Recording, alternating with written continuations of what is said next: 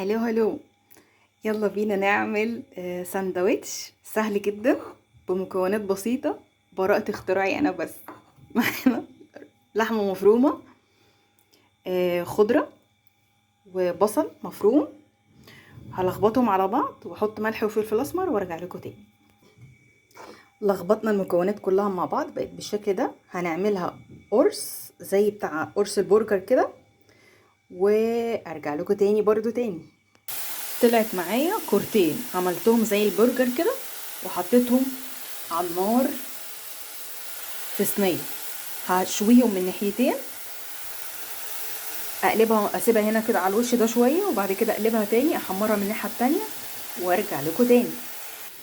طبعا في هذه الاثناء نكون مجهزين العيش بتاعنا ده اللي انا عاملاه على القناه بتاعت اليوتيوب برضو، بعنوان، هتلاقوا الفيديو بعنوان عيش البريوش. ماشي، ده العيش بتاعنا اهو. انا بعمل كميه واشيلها في الفريزر واطلعه شويه يفك، بيرجع تاني كأني لسه طازه. في هذه الاثناء احنا قطعنا طماطمايه وحضرنا الطحينه بتاعتنا. هقول لكم هنعمل ايه. هندهن الطبقه الاولانيه طحينه وبعدين طماطم، ونستنى الكفته بتاعتنا لما تستوي.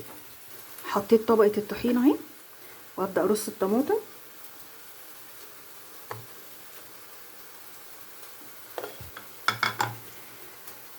بس كده، مستنيه بقى ايه الكفته لما تستوي، الكفته اللي هي عامله نفسها برجر.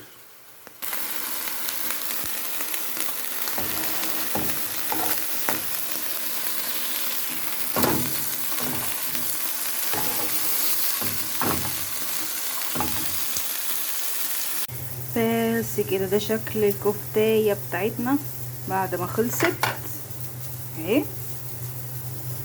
نحط بقى العيش ده فوقيها كده، وده شكل الساندويتش بتاعنا. ولا اروع ولا اجمل.